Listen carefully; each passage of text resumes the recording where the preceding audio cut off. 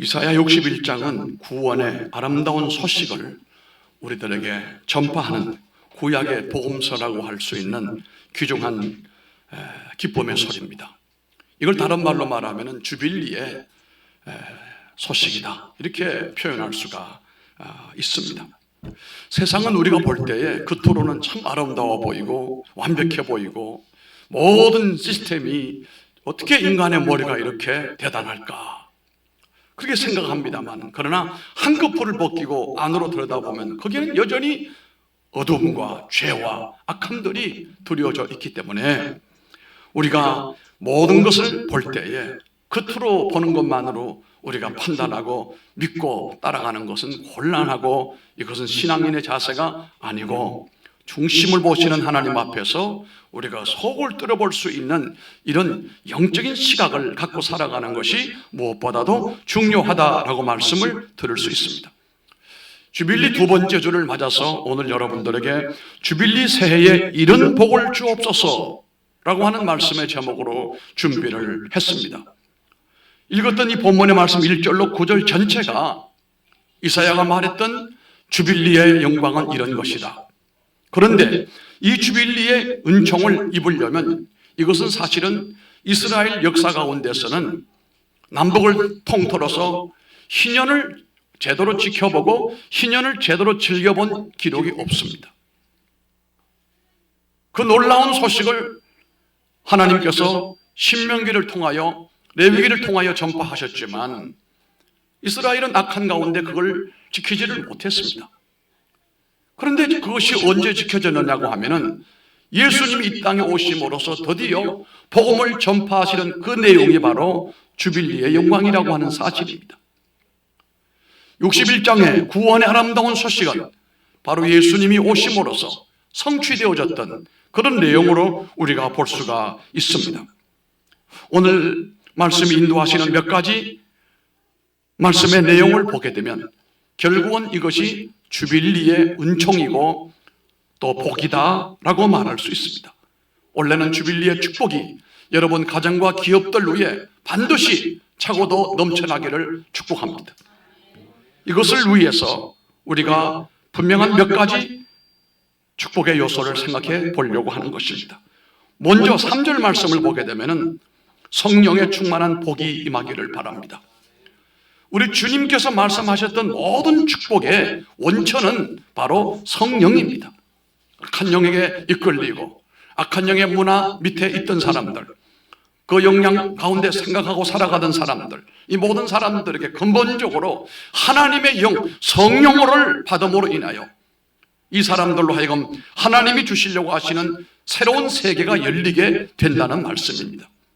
사실 예수님께서도 제자들에게 하늘로 올려오시기 전에 기도하라고 하셨어요. 그리고 마침내 열흘 만에 기도하는 가운데 오순절을 체험을 했습니다. 그날부터, 그 사건부터 교회는 달라지기 시작하고 그날부터 상황은 역전되는 순간을 우리가 보면서 확인할 수 있는 것이 하나님의 영이 임하여야 된다. 성령의 충만함이 임해야 된다. 그래야 우리가 희년의 축복의 주인공이 될 수 있다라고 하는 말씀입니다. 3절 말씀입니다. 한번 다 같이 읽어보십시다. 중요한 말씀 깁니다.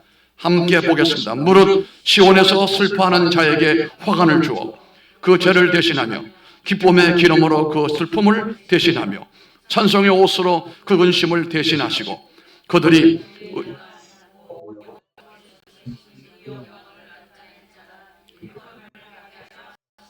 아멘, 아멘.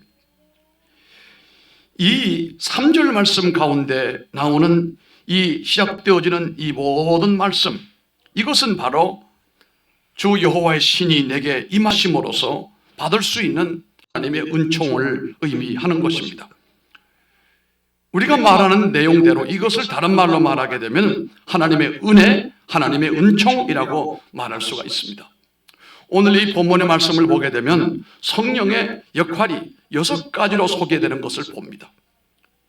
3절 말씀을 잘 보게 되면 6가지로 설명되어지게 됩니다.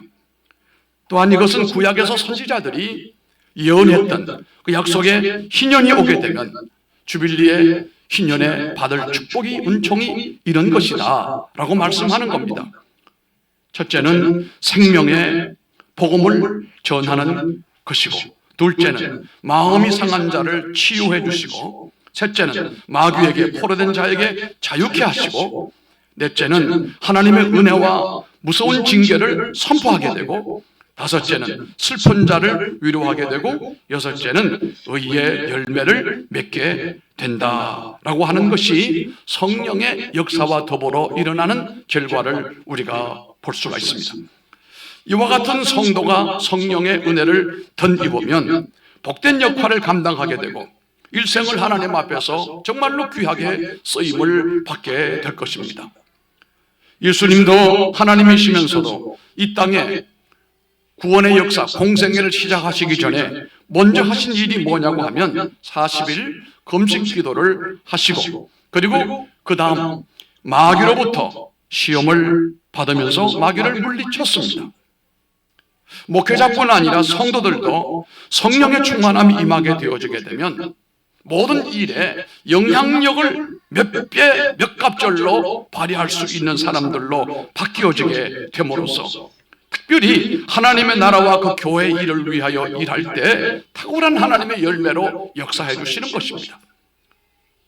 얼마나 이 아름다운 성령의 감동을 받고 일하는 성도들이 아름다운지 천사도 흠모하는 그런 사람이 된다라고 하는 사실입니다. 이런 분들은 헌신과 봉사가 교회에 아름다운 열매를 맺게 할 뿐만 아니라 주변에 기쁨의 소식을 전파할 수 있는 영향을 미치게 되어져 가는 것입니다. 그러나 성령 충만하지 못하면 이 모든 것은 우리가 기대할 수가 없고, 우리 성도들이 성령 충만하지 아니하게 되면 어찌 보면 그가 움직이면 움직일수록 그는 교회의 문제아가 될 수가 있습니다. 교회의 암적 요소가 될 수가 있다 이거예요. 하나님의 성령의 감동을 받고 성령으로 이끌려지는 사람은 움직이면 움직이는 곳이 하나님의 역사 흔적이지만, 성령의 감동 없이 인간의 힘과 세상의 능력을 가지고 움직이면 그곳에 반드시 문제가 생기더라, 이런 말씀입니다.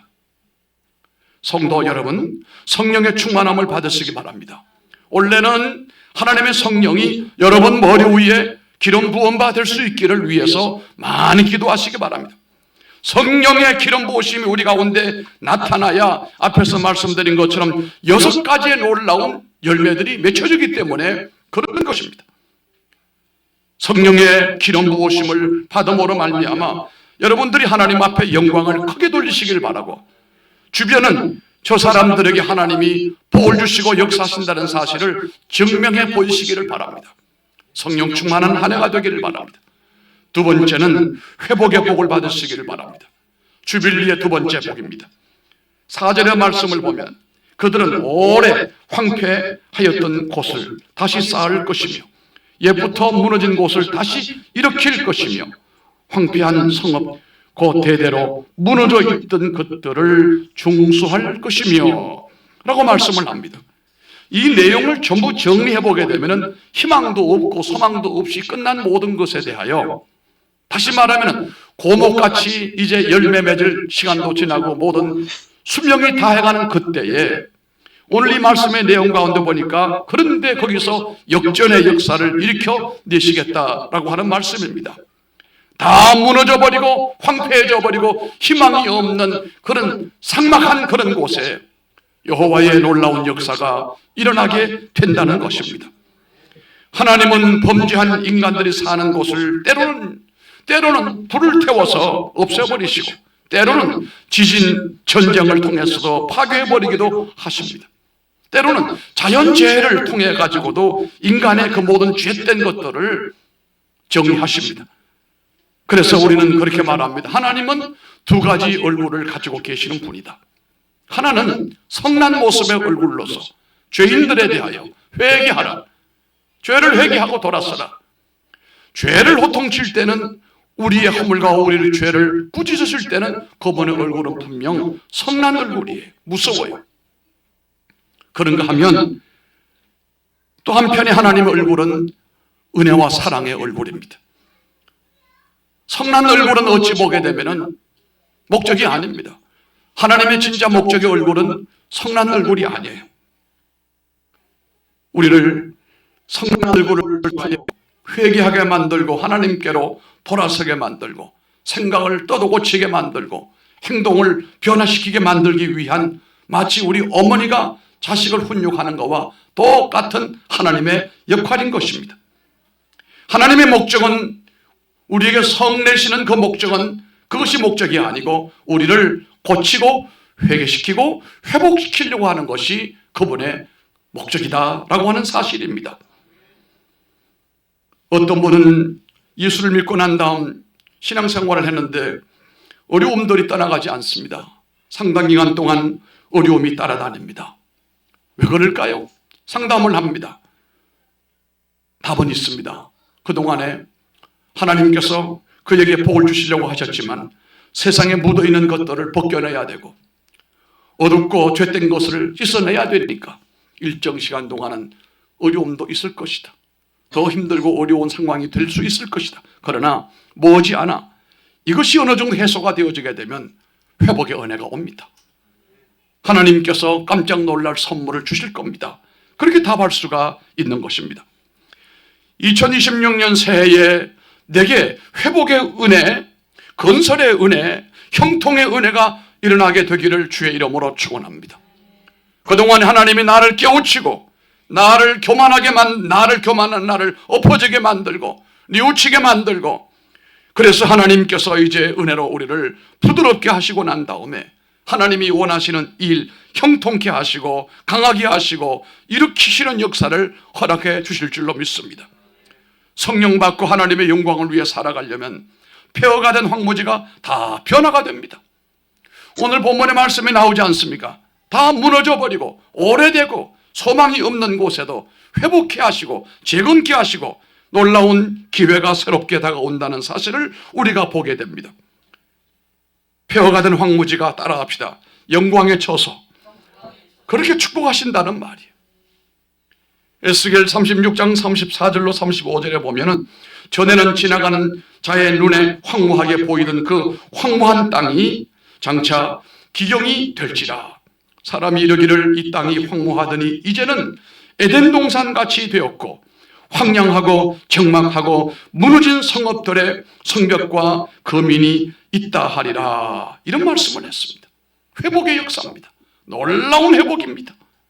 하나님의 은혜 받아 여러분 가정이 혼란하고 깨어졌다면 부서졌다면 하나님께서 기쁨이 넘치는 회복의 가정으로 만들어주시고 여러분의 믿음도 그렇게 만들어주시고 하나님의 영광을 받을 수 있는 회복의 모든 역사가 건강에도 여러분의 모든 경제적인 상황에도 여러분 가정 속에서도 놀라운 회복의 역사가 일어나기를 바랍니다.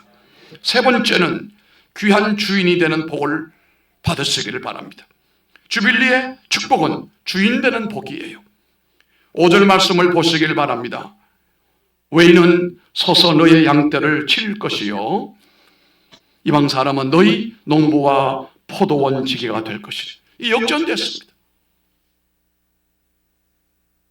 우리가 저들 밑에 엎드려서 굽신거리고 고용되어지고 일하던 사람들이 내가 주인이 되는 역전의 현상이 일어나서 그들을 도리어 고용을 하고 부려먹고 우리가 주인 되는 역사가 일어난다는 거예요. 이게 바로 한마디로 말하게 되면 따라합시다. 주인 되는 축복. 이 주빌리를 통하여 여러분들이 주인의 신분을 회복하게 되기를 바랍니다. 신명기 28장이나 26장을 보게 되면 이스라엘 백성이 성경대로 신앙생활하게 되면 말씀을 따라 순종하게 되면 모든 세계 민족들 위에 뛰어난 민족이 되게 할 것이다. 절대로 누구에게 지배당하지 않고 너희들이 주인 되는 지위를 내가 확정해 주겠다라고 말씀을 했어요. 그런데 이스라엘은 하나님 앞에 그 말씀 따라 못 살았습니다. 타락했습니다. 말씀을 지키지 못했습니다. 그러므로 말미암아 그들은 이방의 종로로 타는 고통을 겪는 모습을 우리가 보았습니다. 우리 모든 성도들은 이 주빌리의 영광을 바라보면서 여러분들이 주인 될 수 있도록 힘을 쓰시기를 바랍니다. 가정에서도 마찬가지입니다. 오늘날 급진적인 페미니즘의 현상으로 인하여 여성들이 지배하는 세상이 급속도로 진행이 되고 있습니다.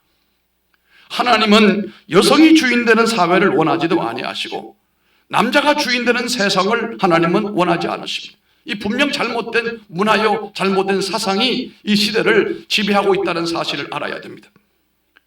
이러면서 남자들의 신앙생활이 옛날처럼 교회 안에서 기둥 같은 역할을 하지 못하고 아버지들이 가정 안에서 옛날같이 가정의 가장으로 사명을 감당하지 못하는 상황들이 많이 벌어졌습니다. 한마디로 말해서 남자가 남자의 노릇을 못하는 시대를 만났다 이 말이에요.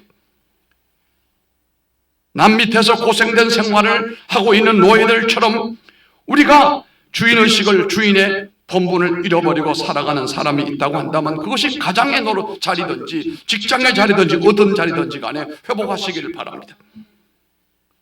신앙생활을 제대로 하지 않으면 무시당하게 되어 있습니다. 남편이 신앙생활 제대로 하지 못하면 부인에게 무시당하고, 아내가 신앙생활 제대로 하지 못하면 남편에게 무시당하고, 부모가 신앙생활 제대로 못하면 자식들한테 망신당해요. 아버지가 신앙생활 제대로 하지 아니하면 집에서만 H2O 취급당하는 게 아니고 직장 가서도 그렇게 당하는 거예요. 하나님의 주인에 대한 그 능력을 그에게 심어주게 되면 그가 가정이든 직장이든 바깥에 있든 안에 있든 간에 주인 노릇할 수 있도록 하나님께서 복을 주신다는 사실이, 주인의 자리로 돌아가시길 바랍니다. 요셉이 하나님의 은혜를 입고 귀한 주인 되는 복을 받았던 사람이에요. 여러분 잘 아시잖아요. 그가 가는 길에 어느 한 곳에 순탄한 길이 없었어요. 가시밭길이었어요. 고난이고 눈물이고 아픔이었어요. 가는 곳마다 그랬어요. 한결같이 힘들고 어렵고 손해보는 일을 당했어요.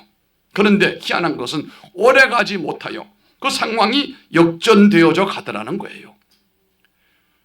마침내 눌리고 당하던 종의 위치에서 다스리고 통치하는 영향력을 펼칠 수 있는 사람의 자리로 옮겨가더라 이 말이에요. 보세요. 보디발 집에 뭘로 갔습니까? 처음에 노예로 갔어요. 노예였어요. 노예는 입는 옷도 노예 옷이 따로 있고 음식도 따로 있고 스스로 자유롭게 생활할 수 있는 게 하나도 없고 코가 안 뛰어있지 끌려다니는 짐승과 같은 생활이 노예예요.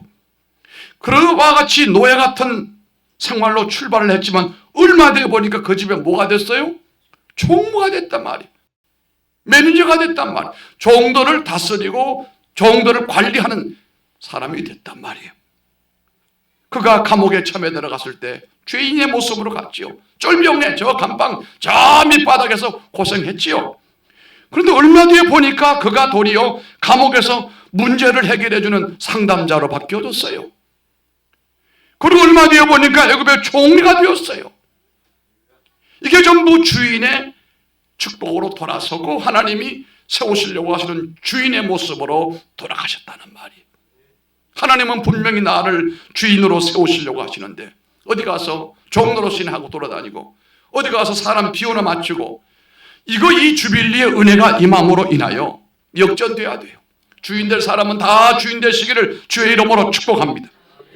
저는 우리 교회 일꾼들 중에 충성하시는 분들은 지금 삶의 환경이 어떠하든지 머지않아 저들은 저들의 환경의 주인들이라고 저는 믿어요. 다스리고 통치하는 영향력을 발휘하는 사람으로 하나님이 반드시 만들어 주실 줄로 믿습니다. 네 번째는 주빌리의 축복은 하나님을 잘 봉사하는 복이에요. 그게 6절의 말씀입니다. 길기 때문에 다 읽진 않겠습니다. 한마디로 말하면 따라합시다. 너희를 우리 하나님의 봉사자라 할 것이라. 아멘. 교회 봉사는 은혜 받고 성령 받은 사람만이 할 수 있습니다. 공부 많이 하고 돈 많은 사람이 교회에 와서 봉사할 수 있는 일은 절대로 아닌 것입니다. 인간의 힘으로 할 수 없지만, 해도 재미도 없지만 열매도 없습니다. 은혜 받지 않고는 주의 일을 믿음으로 하시기를 축원합니다. 믿음으로 하는 교회 봉사에는 내가 하나님께 복받는 길의 지름길인 줄로 믿으시기 바랍니다. 하나님은 복받는 일을 아무에게나 맡기지 않습니다. 이스라엘 백성이 선민이지만 이 일을 등한히 여기다가 하나님 앞에서 무서운 저주를 받았던 민족 아닙니까? 저주를 받아 바벨론으로 포로되었습니다. 아수르인들에게 지배를 당했습니다. 거기서는 성전에서 봉사하고 싶어도 할 수가 없었습니다. 그들은 바벨론 강가에서 악귀를, 하나님 앞에 예배드리던 악귀를 보드나무에 걸어놓고 울면서 지난 날을 회고했던 시절이 있었습니다. 그게 여러분 잘 아는 바벨론 강가라고 노래가 있습니다. 그 옛날 그들이 예루살렘에서 잘 하나님을 섬기고 봉사하고 그 영광 가운데 살던 나들을 추억을 하면서 지금 우리가 어떻게 바빌론의 노예가 되어 이꼬라지가 되고 이 노예 신세를 면치 못하고 있는가. 지난 날들을 회고하고 울었단 말이에요. 이러다가 하나님의 은혜로 70년이 지나니까 귀국을 하면서 성전을 건축하게 만들고 성벽을 재건하고 난 다음에 나이 많은 분들은, 다시 말하면 예전에 포로로 잡혀갈 때 어린 아이였던 사람들, 이 사람들이 70년 지나고 나니까 10살 때 갔던 사람은 80살이고 20살 때 간 사람은 90살이고 이렇게 됐겠지요. 이들은 그때 돌아와서 새로운 예배 때 성전을 건축하고 하나님 앞에 기도하고 예배할 때 그렇게 울었다는 거 아니었어요. 여러분, 우리가 일생을 살아가면서 회사도 읽을 수 있고 직장 일도 할 수 있고 연구할 수 있고 다 할 수 있어요. 그러나 하나님의 교회를 섬기는 것만큼 영광스러운 일은 없어요. 여러분, 이 교회를 여러분의 직장 중에 직장이라 생각하세요. 아멘. 좀 약한 것 같아요. 세상 직장은 11조를 받아오기 위해서 여러분 다닌다고 해도 과언이 아니에요. 그러나 교회의 일은 내 모든 믿음과 내 모든 것을 다 바치면서 섬기는 섬김의 장소예요. 그럼 그것으로 끝나는 게 아니에요. 살아계신 하나님을 섬기는 자에게는 살아계신 하나님 주시는 은혜와 축복과 보상이 있다, 이 말씀이에요. 그게 우리가 축복이라고 하는 거예요. 그걸 모르는 사람은 저 사람은 벌어가지고 교회에다 갖다 바친다고, 뭐 갖다 바치는 것도 아니지만 그렇게 공격을 할 수도 있어요. 그러나 믿음으로 하는 사람 웃기지 마라. 내가 하나님 앞에 몸으로, 시간으로, 물질로 내 달란트를 다 갖다 바쳐서 나와 내 후손이 영원히 하나님의 성전에서 하나님을 섬기고 하나님을 봉사하리라 라고 하는 신앙으로 살면 후손들 천대까지 하나님께서 책임져 주실 줄로 믿습니다. 여러분이 하나님의 복을 받기를 원하신다면 하나님의 교회의 일을 기준을 세우시기 바랍니다. 우리 집보다 더 소중히 여기리라. 나는 교회의 일을 우리 집 일보다, 가정 일보다 더 소중히 여기겠습니다. 하나님, 이 결단만 있으면 내가 볼 때는 분명히 여러분은 그 복을 받을 줄로 믿습니다. 5번째입니다. 주빌리의 축복은 즐거운 경사 속에서 살아가는 복을 받게 될 줄 믿습니다. 따라합시다. 경사 속에서 살아가는 자, 이게 주빌리의 은총 가운데 받은 성도들입니다. 그게 7절 말씀이거든요. 한번 읽어보십시다. 너희가 수치 대신에 보상을 배나 얻으며 능력 대신에 몫으로 말미암아 즐거워할 것이라. 그리하여 그들이 땅에서 갑절이나 얻고 영원한 기쁨이 있으리라. 아멘. 복 중의 복은요, 희락이에요. 기쁨이에요. 저는 원래 여러 사람에게 축복의 인사를 나누고 새해에 신년 할애식에 가서 축사도 하고 기도도 하면서 또 개인들과 만나면서 했던 말 가운데 이걸 했어요. 세상 사람은 뭐라고 그럽니까? 신년에 만나는 사람에게 또 SNS에 문자로 인사 보낼 때 뭐라고 하죠? 새해? 그게 여러분 성경적입니까? 그러면 복 많이 받습니까? 내가 새해 복 많이 받으라고 하면 그 사람 복 받겠어요? 그거 애매하지 않아요? 영 틀린 말은 아니어도 뭔가 나는 볼 때 회색지대가 연상이 되어져요. 그보다 나는 이렇게 인사합니다. 새해는 하나님의 기쁨이 충만하기를 바랍니다. 기쁨이에요. 희락이에요. 하나님의 행복이에요. 세상의 기쁨이나 세상의 행복이 아니에요. 이게 오해하지 마시기 바랍니다. 하나님의 은혜 안에서 주어지는 하나님의 기쁨, 하나님의 희락, 이게 천국이란 말이 천국. 세상에 살지만 천국 같은 삶을 살아가십시오 라고 하는 말이 하나님의 기쁨이 새해에 충만하기 바랍니다. 이렇게 인사했어요. 여러분들에게도 이 주빌리에 하나님의 기쁨이, 하나님의 희락이 여러분 가운데 넘쳐나기를 바랍니다. 근심은 불행하지만 즐거움은 형통의 복으로 이어지게 됩니다. 경사 속에서 1년을 우리가 살아가면서 주빌리의 성도들로서 살아갈 텐데요, 매일이 하나님의 축제요, 잔치집 같은 가정이요, 교회고 내 삶이다. 원래는 하나님의 경사스러운 역사가 여러분의 삶에 지속적으로 이어지게 되기를 축복합니다. 성도 여러분, 말씀을 매듭을 짓겠습니다. 주빌리 2026년 새해에는 하나님의 귀하신 복을 받고 기쁨과 즐거움 속에 살아가는 감격이 넘치는 복된 한 해가 되기를 바라고, 이것을 주변 사람들에게 전달하고 이것을 주변 사람들에게 간증하는 것이 바로 주빌리의 은혜를 전파하는 한 해가 되는 것이고 성도가 되는 것입니다. 기도하겠습니다.